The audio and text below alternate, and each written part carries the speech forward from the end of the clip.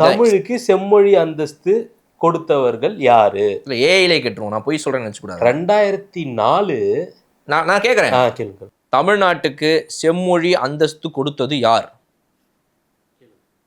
கிடைச்சதா பதில்? அது கிடைச்சிருச்சு. படிங்க. தமிழ் மொழிக்கு செம்மொழி அந்தஸ்து வழங்கியது இந்திய மத்திய அரசு, ஒன்றிய அரசுன்னு போட்டிருக்கு. 2004ஆம் ஆண்டு அப்போதைய பிரதமர் டாக்டர் மன்மோகன் சிங் தலைமையிலான காங்கிரஸ் யூபிஏ கூட்டணி ஆட்சியில் இந்த அதிகாரப்பூர்வ அறிவிப்பு வெளியிட்டது.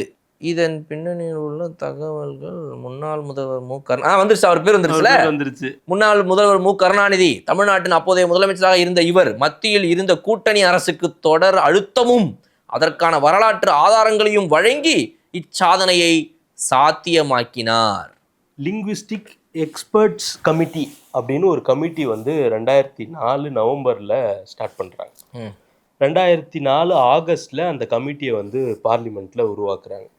இது மன்மோகன் சிங் அவர்கள் பிரைம் மினிஸ்டரா ஆன பிறகு. அதுக்கு முன்னாடி வரைக்கும் டிஎம்கே யார் கூட்டணியில இருந்தது? பிஜேபி கூட்டணியில இருந்தது. எலெக்ஷனுக்கு முன்னாடி கூட்டணியில இருந்து வெளில வந்துட்டு காங்கிரஸோட கூட்டணி வச்சுட்டாங்க. காங்கிரஸோட கூட்டணி வச்ச உடனே இப்படி ஒரு எல்இசி உருவாக்குறாங்க. காங்கிரஸ் உருவாக்கிட்டு 2004 நவம்பர்ல எல்இசி ஸ்டார்ட் பண்ண உடனே, அப்ரூவல் ஆன உடனே ஃபர்ஸ்டே தமிழை செம்மொழி ஆக்கிட்டாங்க.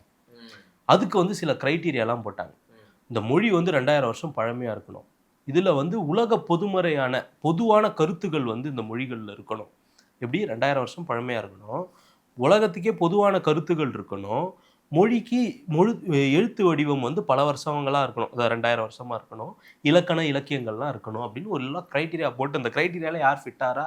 தமிழ் மட்டும் தான் ஃபிட் ஆகுது. அதனால தமிழுக்கு செம்மொழி அந்தஸ்து மத்திய அரசாங்கம் கொடுத்துட்டாங்க.